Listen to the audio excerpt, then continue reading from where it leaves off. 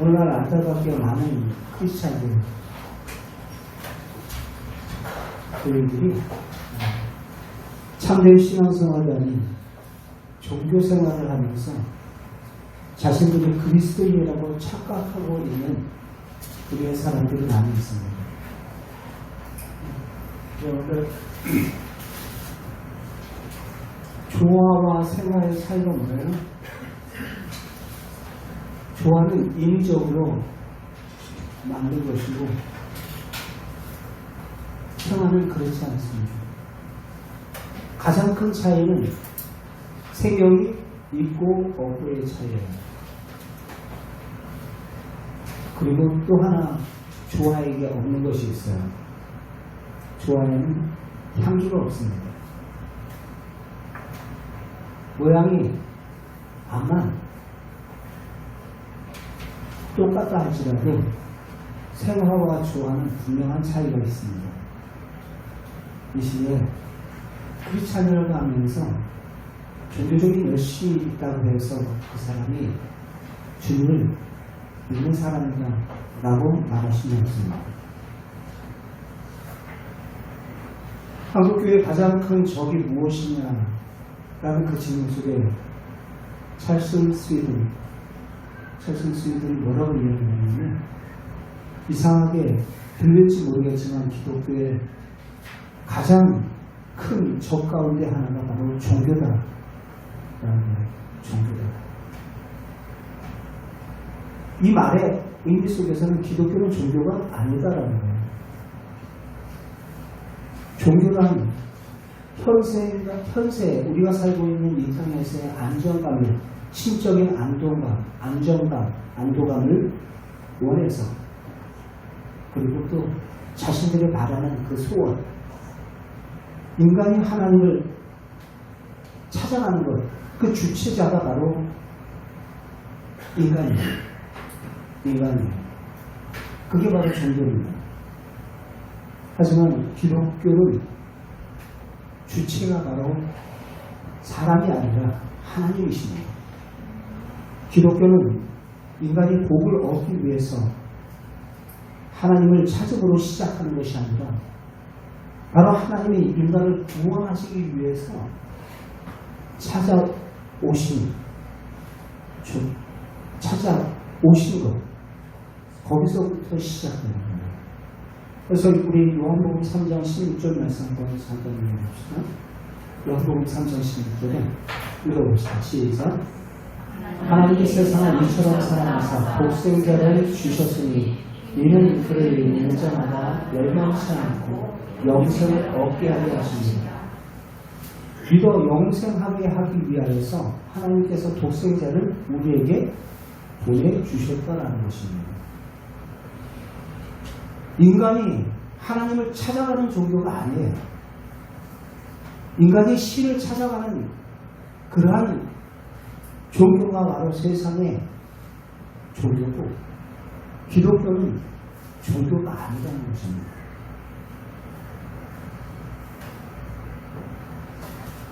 종교는 인간이 하나님을 찾기 위해서 인간이 행하는 데 역점을 두고 있지만 그 주체자가 누굽니까? 바로 인간이에요.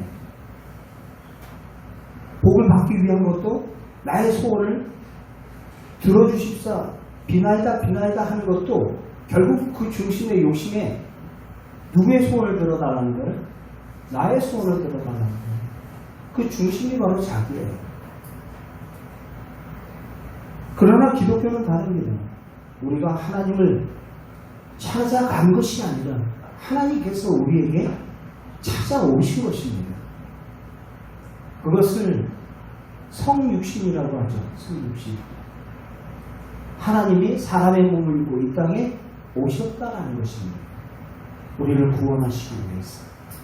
독생자 예수 그리스도를 통하여 죄 없으신 그분이 우리의 죄를 대신하셔서 십자가에 죽으시고 구원하심으로 저와 여러분들에게 새로운 살 길, 생명의 길을 하나님께서 열어주신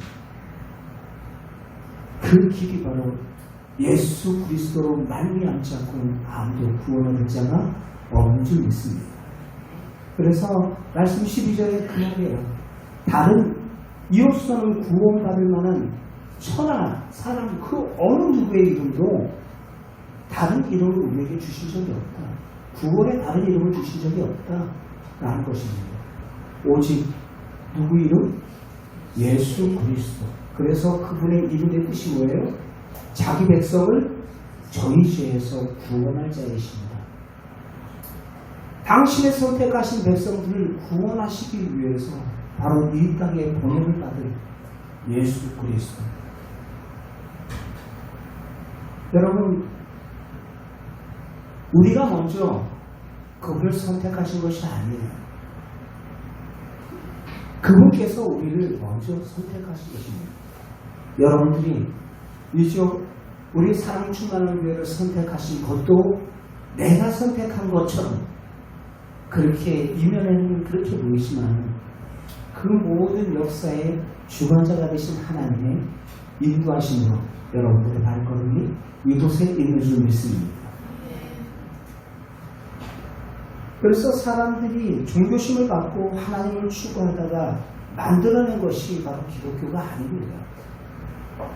하나님 그분은 세상을 사랑하셔서 우리를 위해서 바로 예수 그리스도를 보내지 않으셨다면 여러분 기독교는 존재하지 않아요. 기독교는 존재하지 않아요. 이 말이 무슨 말이냐면 기독교는 종교가 아니라는 것입니다. 세상에 말하고 있는 그런 종교, 인본주의적인 사람이 주체가 되는 그런 종교와는 차원이 다르다는 것입니다. 문제는 교회 다니는 사람 중에도 아직도 많은 사람들이 종교적으로 하나님을 찾는 자들이 있다는 것입니다. 사도행전 17장에 보면 에덴에서 사도 바울이 복음을 전하자. 복음을 전할 때 그들 나름대로 에덴의 그 여러 학파들 그들도 나름대로 종교적인 열심은 있었어요. 그러나 그들이 바라고 그들이 생각하는 그 종교는 인본주의적인 말 그대로 세상의 종교라고 말할 수 있어요. 톰 헤베스톨이라는 사람이 쓴 책 가운데 불편한 진실 내 안의 바리새인이라는 책이 있어요. 그 책에 담하게 이야기해요. 종교로 구원받을 수 없다라는 거예요. 종교. 이분이 말하고 있는 이 종교라는 것은 바로 사람이 주체가 되는 인본주의적인 종교를 이야기를 하는 것입니다. 세상의 종교를 이야기합니다. 우리들 스스로가 신앙생활하면서 내 스스로가 오랜 신앙생활하는 사람들 가운데 또는 모태 신앙생활하는 사람들 가운데 마음에 많이 드는 생각들이 어떤 생각입니까? 신앙생활하면서 성경에서 바리새인들을 볼 때 마치 바리새인들이 막 지적할 때 누구의 모습과 자꾸 연상이 되면 내 자신의 모습과 자꾸 연상이 돼요. 바리새인 욕하지만 진짜 바리새인이 다른 게 있는 게 아니라 종교적인 열심을 가지고 있지만 종교적인 습관처럼 예배를 드리고 기도 생활을 하고 금식도 하고 언급 생활도 하고 여러 가지 하고 있지만 말 그대로 책 제목처럼 불편한 짓이 내 안에 바리새인. 종교 생활을 하고 있는 이 크리스천들을 아주 전국으로 폐부를 찌르는 듯한 이 질문을 던지고 있는 겁니다.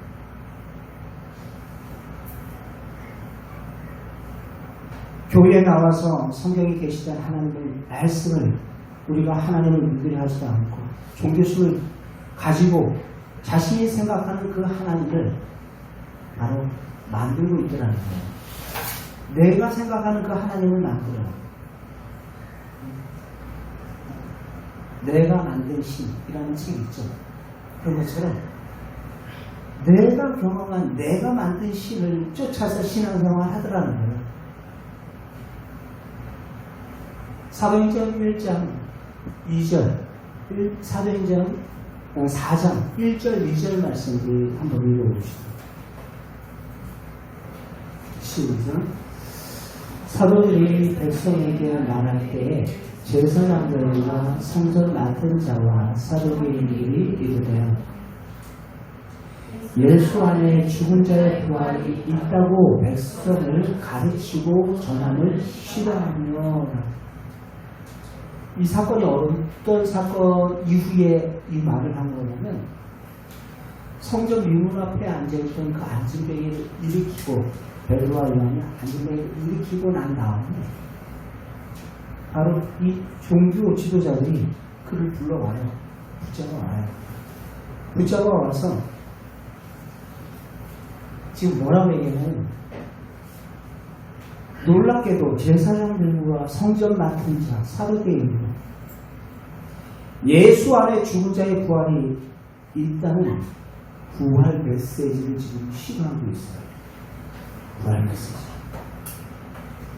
예수 안에 죽은 자의 부활이 있다는 것을 말하지 말라 라고 지금 그들에게 협박을 하는 거예요. 지금 베드로와 요한이 성전 미문 앞에 앉아있던 그 안진뱅이를 누구의 이름으로 일으켜요? 예. 그들이 생각하고, 종교 지도자들이 생각하고 있는 자신들이 죽인 그 예수의 이름을 가지고 바로 그를 이렇게 세워놓거든요. 안진뱅이. 그것도 40년 동안 안진뱅이였던 그를 이렇게 세웠단 말이에요. 그런데 지금 성전에 있던 제사장들과 성전 맡은 자, 사두개인들, 이들이 누굽니까? 제사장은 백성이 하나님께 어떻게 하든지 더 가까이 나아갈 수 있도록 돕는 모든 종교 의식의 주관자가 바로 제사장이에요. 그리고 사두개인들은 유대의 한 종파로서 4대 분파가 있잖아요. 에세네파, 사두개인, 바리새인, 제사장들, 이 열심당원들, 이러한 분파들이 있는데, 이 분파들 가운데 한마디로 해서 권력과 돈이 많은 집단이 바로 사두개인이에요. 사두개인. 그러니까 정치인이요, 그리고 돈도 많이 가지고 있는 그 사두개인. 경제적인 실권을 쥐고 있어요. 무엇을 말합니까? 예수님의 부활과 부활 메시지를 싫어했던 사람들, 누구보다도 종교적인 사람들이에요. 하나님의 백성이라고 자처하는 종교 기득권자들이었다라는 거예요. 종교 지도자들이었다라는 거예요. 내가 잘 안다라는 거예요. 신앙에 있어서 교회 생활에 대해서 내가 잘 안다라는 거예요.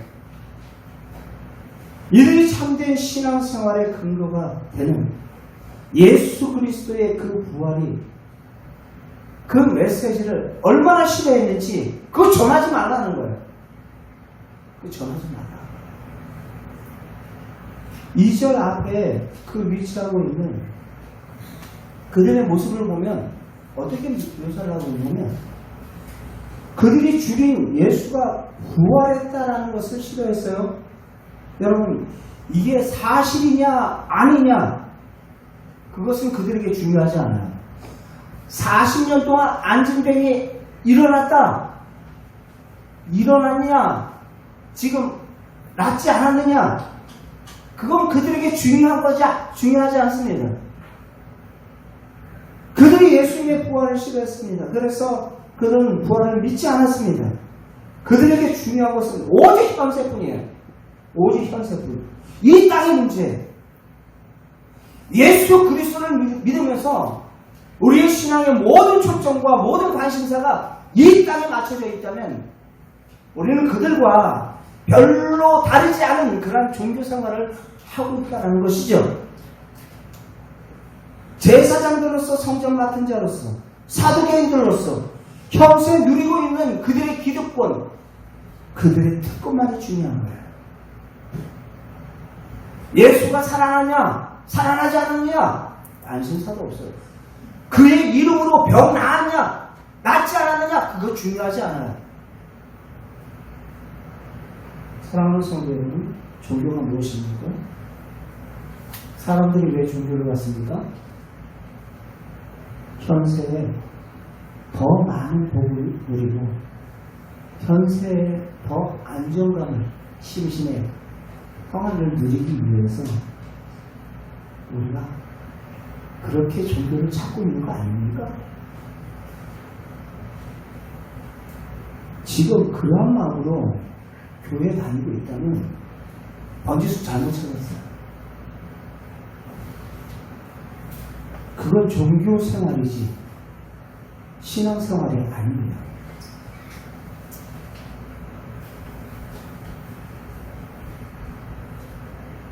진정한 신앙 생활을 여러분이 하기를 원하신다면 여러분 어릴 적에 아이들 있잖아요. 아이들이 다른 집에 가서 막 놀다가 그 집 아이 장난감 가지고 막 놀다가 갈 때가 되면 아이들 어떻게 해요? 그걸 다 끄라고 우리 애들만 봐도 그래요. 내 거, 자기 거래요. 그 집에 가서 부모의 어른이 얼마나 화끈거립니까? 이렇게 놀게 해준 것도 고마운데 자기 거라 그러면서 막 집에 가져가려고 그러면 당황스럽죠.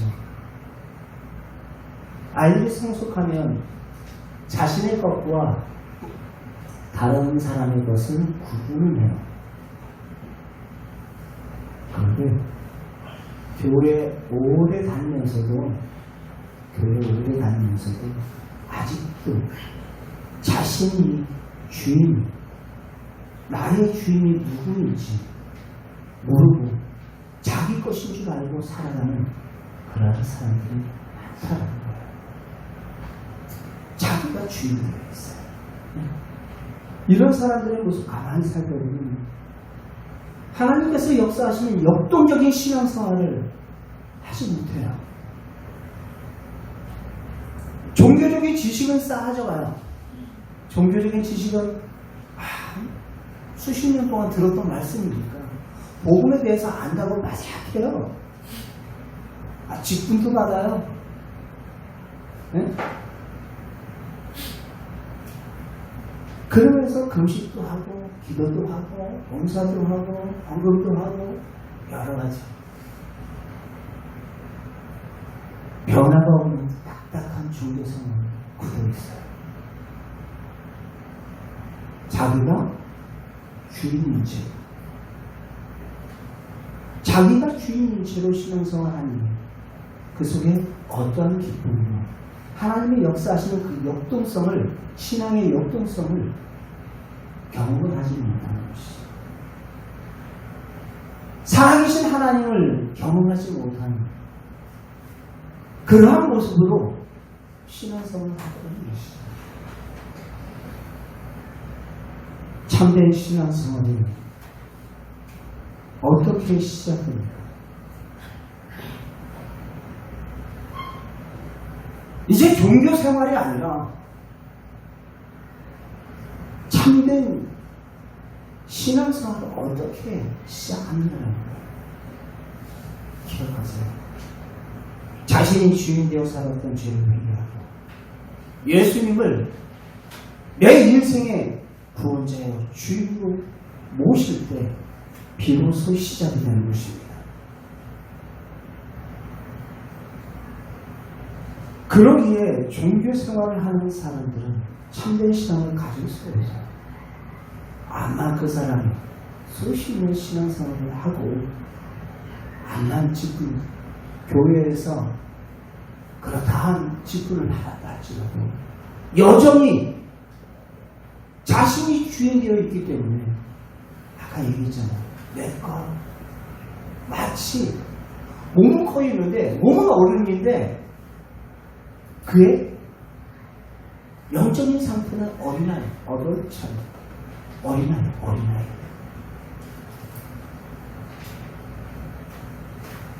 몸을 어린다. 그러니까 그러한 교회 안에서 항상 분란이 일어난다. 그러한 교회에서 항상 시끄러운 거예요. 제 것이라 주장하는 자가 아니고 자기의 뜻이 관철돼야 되고 내 주장이 옳다 라고 자기 목소리를 키우다 보니까 거기에 주님의 뜻도 없어요. 주님의 인도하신 것도 하지 않아요. 내 생각이 옳고 내 말이 맞다. 그러한 공동체로 건강한 공동체로 나갈 수 있겠습니다.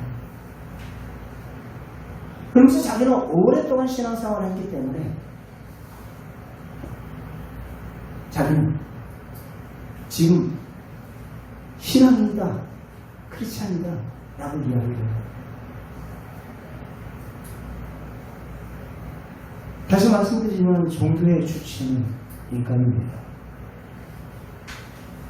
자신이 주인되어 필요에 의해서 그 하나님을 찾으려 하는 것입니다. 그렇게 종교 생활을 하는 사람들은 잘못된 주인의식을 가지고 있어요. 잘못된 주인의식을 가지고 있어요. 오늘 말씀 속에서 지금 이들 역시 마찬가지예요. 제사장과 성전 맡은 자와 사두개인들이 이르되 예수 안에 죽은 자의 부활이 있다고 백성들에게 가르치지 마! 라고 지금 이야기하고 있어요. 하나님께서 역사하신 그 역사, 안중뱅이를 일으킨 그 사건을 보는 것이 아니라 그 사건을 통해서 하나님을 바라보는 것이 아니라 그 사람이 나았냐 안 나았냐 그거 중요한 거 아니야.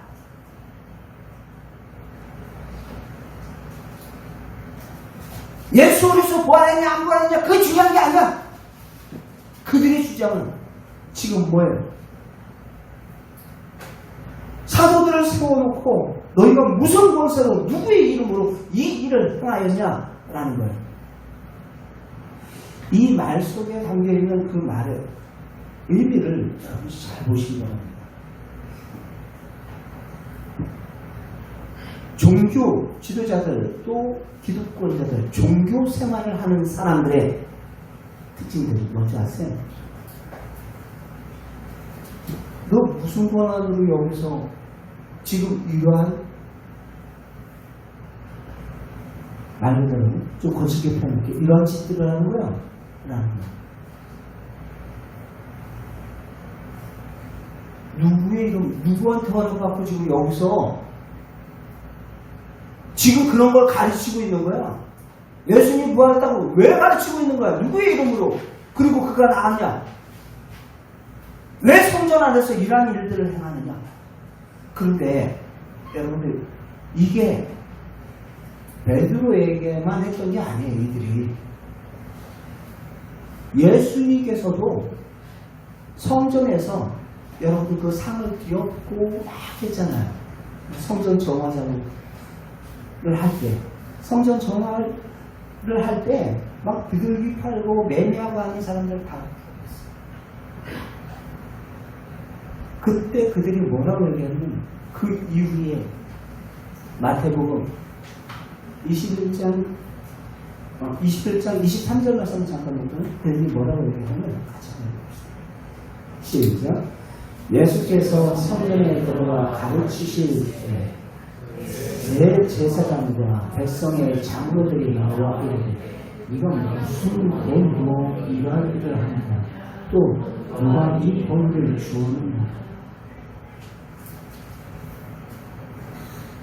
이건 무슨 권세로 지금 누구한테 허락받고 지금 이거 하는데 라는 거예요.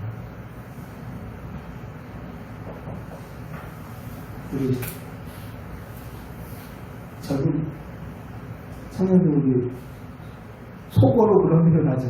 여기 내 나발인데 너희가 뭔데 지금 와서 지금 이렇게 하는 거야? 라는 거예요. 누구 허락받고 하는 거야? 무슨 권한으로 이 일을 하느냐? 누구의 이름으로 지금 이 일을 하느냐라는 거예요. 종교 지도자들, 기득권자들. 여러분들 종교 생활을 하는 사람들의 특징이에요. 자기가 주인되어 있어요.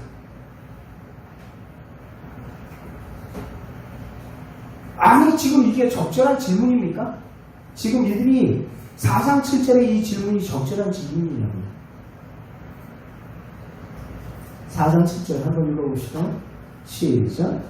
사도들을 가운데 세우고 묻되 너희가 무슨 권세와 누구의 이름으로 이 일을 행하였느냐 하면서 지금 그를 신문을 하고 있어요.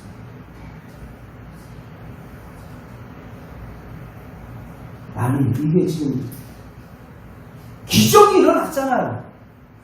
40년 동안 안진뱅이 구걸을 하면서 그 앞에서 자신들이 성전 문 앞에 왔다 갔다 하면서 봤잖아요. 그 사람을. 근데 그 사람이 지금 일어나서 기뻐 뛰며 3장에 보면 기뻐 뛰며 성전에 들어가 하나님을 찬양합니다. 그 모습을 보고 하나님의 역사를 보고 하나님의 역사하심을 봐야죠. 하나님의 역사하심을 봐야죠. 3장 8절에 말하죠. 뛰어 서서 걸으며 그들과 함께 성전에 들어가면서 걷기도 하고 뛰기도 하며 하나님을 찬송하니 모든 백성들이 함께 막 찬송하는 거예요. 얼마나 영광스러운 모습입니까? 예수의 이름으로 40년 동안 한 번도 일어나지 못했던 그 사람이 나음을 얻고 치유함을 받았어요. 그런데 그들의 눈에는 그게 안 보여요.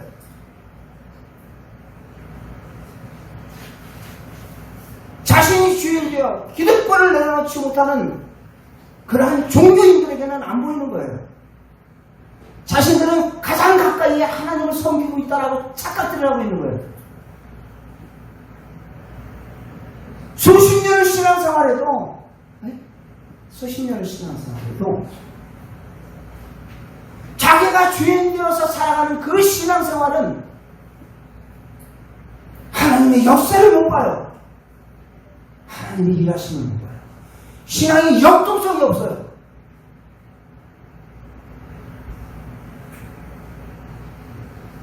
종교 생활을 하는 종교의 주체가 바로 인간이기 때문에 그렇습니다.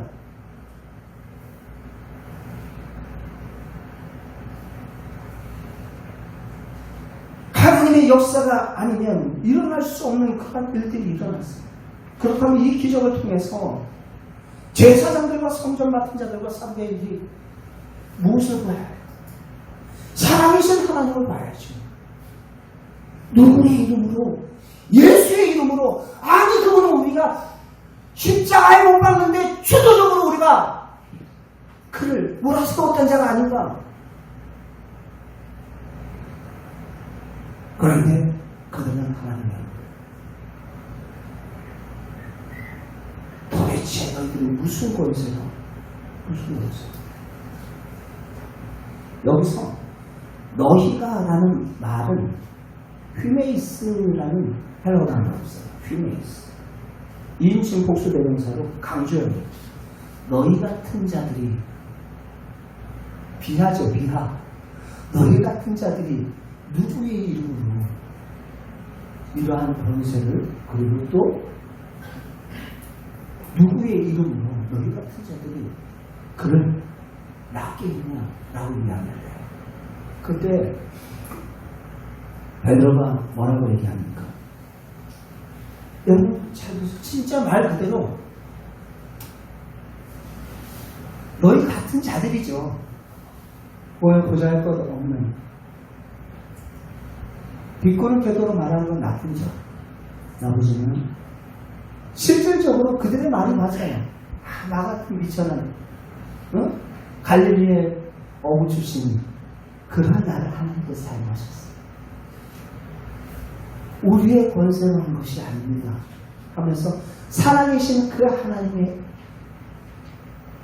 일, 그것을 그들이 선포를 해요.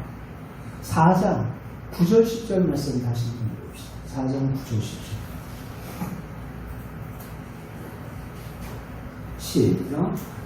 만일 병자에게 행한 착한 일에 대하여 이 사람이 어떻게 구원을 받았느냐고 오늘 우리에게 질문을 한다면 그 다음 시작. 너희가 모든 이스라엘 백성들을 알아. 너희가 십자가에 못 박고 하나님의 죽은 자 가운데서 살리신 누구? 나사렛 예수의 이름으로 이 사람이 건강하게 되어 너희 앞에 섰느니라. 죽은 이름은 권세가 없습니다.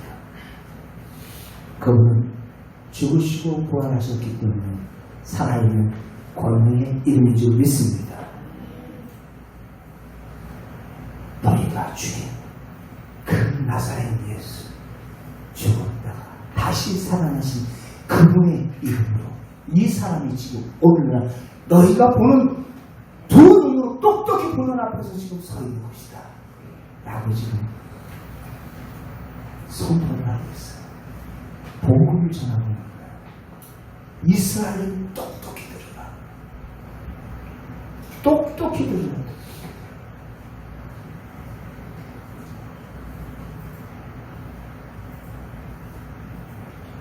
분명히 하나라는 거예요. 안진뱅이가 일어난 것은 사도들의 능력이 아니라 하나님의 죽은 자 가운데서 살리신 예수 그리스도의 그 이름으로 말미암아 그가 일어난 것입니다. 일어나 걷고 있는 그 안진뱅이 거리 바로 그것을 증명을 하는 거예요. 증명을 하는 거예요. 하지만 그럼에도 불구하고 그들의 눈은 그것이 들어오지 않아요. 하나님의 역사가 안 보여요. 예수님을 만나 변화된 사람들의 간증을 들으면서도 예수님을 믿지 않는 그러한 사람들처럼 그들은 받아들이려 하지 않아요. 말 그대로. 여러분 사람과 이야기할 때 듣고 싶은 것만 들으려 하죠.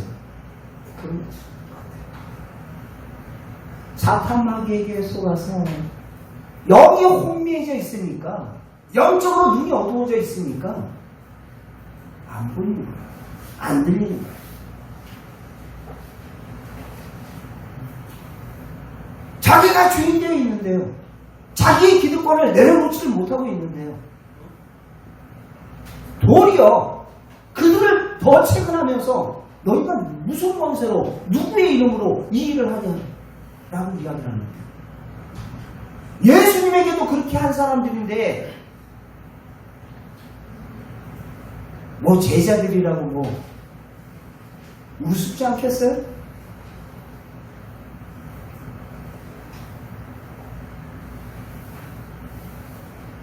왜 하나님의 역사를 보고도 명백한 증거가 있음에도 그들은 어리석은 질문을 하고 있는 것일까? 그것은 잘못된 주인의식 때문이에요. 내가 이 성전의 맡은 자야. 내가 이 성전의 감독자야. 내가 이 성전의 제사장이야. 내가 결국 뭐야? 주인이야. 내가 내 인생의 주인이야. 종교적인 권력을 가진 자들의 인생은 주인이라고 착각하면서 살아계신 그 하나님의 역사를 보지 못하고 있는 거예요. 사랑하는 성도 여러분, 잘못된 주인의식, 내가 인생의 주인이다라는 의식을 갖고 있으면 역사의 주관자가 되신 그 하나님의 그 섭리를 보지를 못해요. 가까이에서도 하나님이 살아계신 그 순결을 느끼지를 못해요.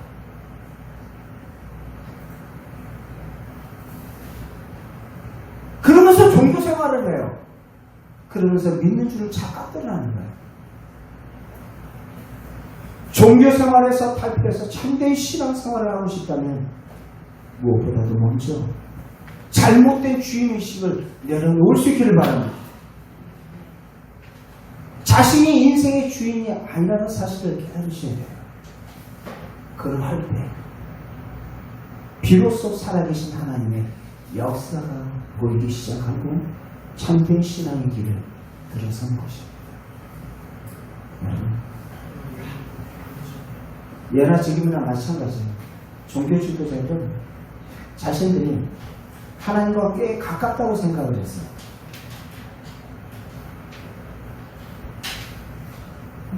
종교 생활을 하고 있기 때문에 뭐 예배도 드리죠. 예배도 인도, 목사로서는 예배도 인도하죠. 말씀도 보죠. 기도 생활도 하죠. 금식도 하죠.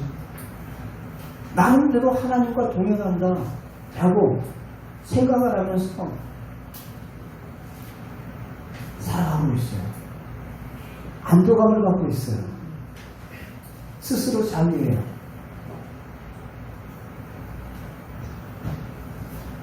여기서 지금 말하고 있는 특별한 종교 지도자들이라고 표현하고 있는데, 여러분들, 우리가 종교 생활을 하고 있는 우리들도 어찌 보면 다 포함이 되어 있는 거예요. 어떤 특정한 부류층만 지금 두고 이야기하는 게 아니에요. 저를 포함한 우리 모두가 바로 해당될 수 있는 거예요. 종교적인 습관이 내 몸에 아주 바리새인처럼 자연스럽게 몸에 배어 있어요. 그러고서 나는 신앙인이다 라고 생각들을 해요. 그런데 정작 그들의 삶 속에 잘못된 주의의식이 아직도 그것을 버리지 못한 옛사람의 그 습관을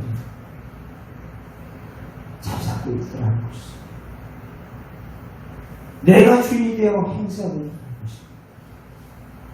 여러분 어떻습니까? 누가 주인 되어 살고 있습니까? 아니 왜 우리는 교회 다니면서 잘못된 주인의식과 그 종교관을 가지고 있을까요? 그것은 날마다 복음 앞에 서지 않기 때문이에요. 날마다 복음 앞에 서지 않기 때문에. 베드로가 전한 복음, 성경이 말하고 있는 그 복음의 메시지를 우리들은 망각하고 있기 때문에 그래요. 복음이 누구십니까? 예수 그리스도세요. 우리의 죄를 위해서 죽으시고 부활하신 예수 그리스도, 그분을 나의 마음에 주인으로 영접할 때 우리에게 구원이 이룬 줄 믿습니다. 로마서 말씀 우리 한번 잡고 봅시다. 로마서 10장 9절 시작. 네가 만일 네 입으로 예수를 주로 시인하며 또 하나님께서 그를 죽은 자 가운데서 살리신 것을 네 마음으로 믿으면 구원을 받으리라. 아멘. 나의 죄를 위해서 죽으시고 부활하신 예수 그리스도를 신할 뿐만 아니라 내 마음의 주인으로 영접할 때 구원이 우리에게 이룬 것입니다. 여러분, 복음이 무엇입니까? 우리가 십자가에 죽으신 예수를 하나님이 다시 살리심으로 누구든지 예수를 구원자요, 바로 나의 주인으로 영접하면 구원을 얻는다. 성경은 우리에게 약속하고 계십니다. 구원받을 만한 다른 이름을, 다른 대안을 우리에게 주신 적이 없어요. 오직 복음입니다. 죽음을 이기시고 부활하신 예수 그리스도의 이름으로 우리가 구원을 했습니다. 다른 이름은 없습니다. 우리 소녀를 찬양했던 것입니다. 오직 예수 그리스도의 이름. 사랑하는 여러분, 종교적인 틀에 매여서 종교 생활이 아닌 참 신앙 생활을 하고 싶습니까? 그렇다면 복음 앞에 서야 합니다. 날마다 복음 앞에 저와 여러분들을 세우십시오. 오직 복음 앞에 자신이 주인이라는 잘못된 주인의식을 날마다 부인하며, 그리고 오직 주인이신 예수 그리스도를 위해서 살아가야 합니다. 죽든지 살든지 무엇을 하든지. 그전에는 나를 위해서 살던 그 인생이 이제 그분을 위해서 사는 존재가 되었다는 거예요. 고린도후서 5장 15절 말씀 잠깐 봅시다.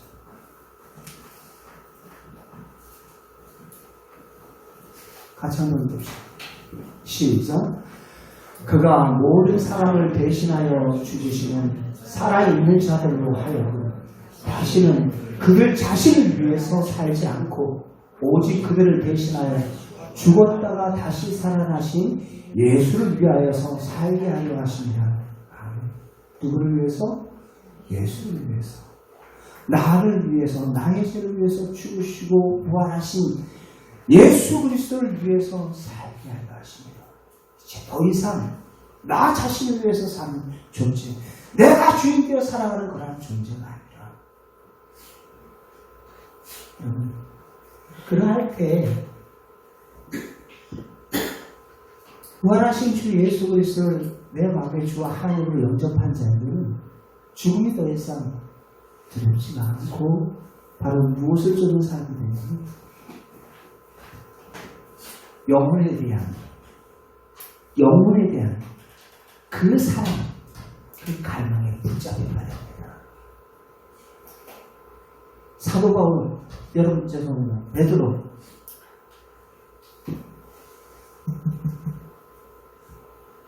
몇 달 전까지만 해도 예수님께서 십자가에 못 박혀 돌아가셨을 때 다 숨어 있었어요. 제자들. 잡힌 그 현장 속에서 다 도망가고 다 숨어 있었어요. 부활하신 예수님 만나고 그들이 삶을 완전히 바뀌어버려요. 예수라는 사람을 알면은 자신들에게 어떤 불통이 떠오를까 싶어서 이리 숨고 저리 피해가는 거였던 그 사람들이 부활하신 예수 그리스도를 만난 후에 그 회당에 들어가서 복음을 전하고 성전 앉은 데 병을 낫게 하고 사내들이 공회원들에 의해서 체포돼요. 그들은 바로 예수님을 죽이기로 결의하면서 재판했던 사람들이에요. 그런데 그들 앞에서 지금 당당하게 예수 그리스도 안에서 죽은 자의 부활을 선포하면서 복음을 전하고 있어요. 그래서 그들도 당황하잖아요. 그들도 당황하면서 이들 한글 없는 범인으로 알았다가 마지막 부분에 그 이야기를 하죠. 이 사람들 13절 말씀을 좀 봅시다. 4장 13절 시작. 그들이 베드로와 요한을 담대하게 말하는 보고 그들은 본래 한문 없는 범인으로 알았다가 이상히 여기며 또 전에 예수와 함께 있던 줄도 알고 그런 줄 알았는데 오히려 담대하게 당당하게 마치 죽으면 죽으리라 하면서 그 앞에서 복음을 전하는 거예요. 다시는 그 일을 전하지만 이 이후에 또 어떻게 해요? 나오자마자 또 전해요. 또 전해요. 왜요? 영혼이 있습니다. 내가 살려야 할 영혼들이 있습니까? 여러분들 가정에 살려야 할 영혼이 있습니까? 내 직장에 살려야 할 영혼들이 있습니까?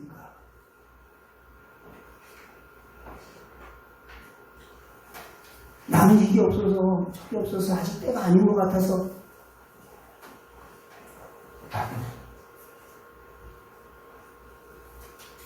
내 마음에 그 영혼에 대한 그 사랑하고 있는가 그것을 먼저 체크하세요. 우리 영상 하나 잠깐 보고 마십시다.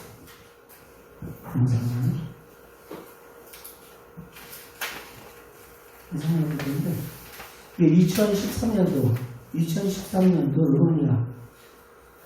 루마니아에서 있었던 사건이에요. 한 아기가 지경 30cm 깊이 15m 아래 빠져요. 빠져서 아이가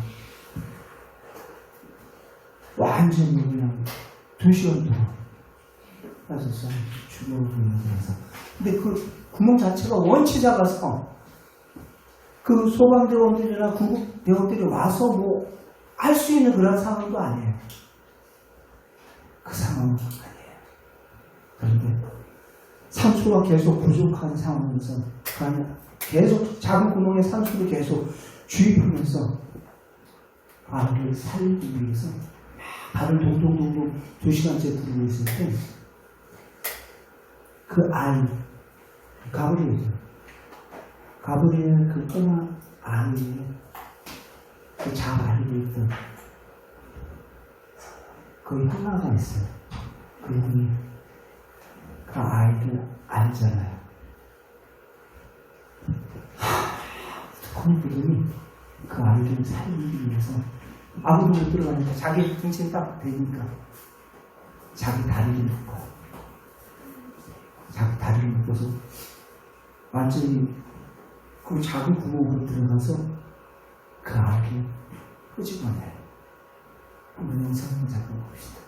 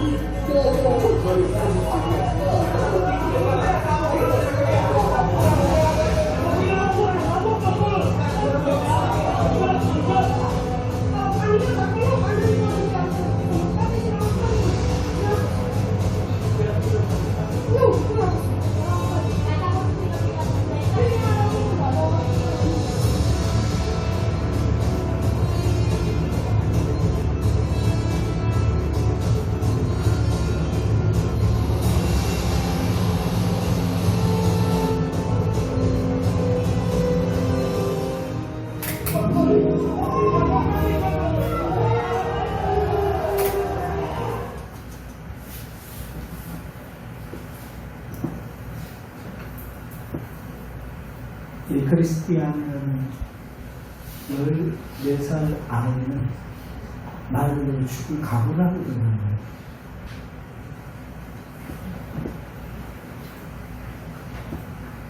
알고 있는 그 아이, 자기 가족도 아니에요. 알고 있는 그 아이 살기 위해서 거꾸로 들어갔으면 거꾸로 못 들어가는 건 당연합니다. 내 안에 영혼에 대한 사랑이 있다면 베드로와 요한 또한 지금 이렇게 예루살렘 시내에서 또 회당에서 성전에서 복음을 전하고 있을 때 그들은 복음 전했나 보다 생각하지 마세요. 몇 달 전까지만 해도 예수 그리스도를 죽이자고 선동했던 그 종교 지도자들이 그들이 두 눈 시퍼렇게 뜨고 있고 로마의 군병들이 그 도시를 돌아다니고 있는 그런 상황 속에서 부활하신 예수 그리스도를 만나고 그들은 더 이상 죽음이 두려워하지 않는다.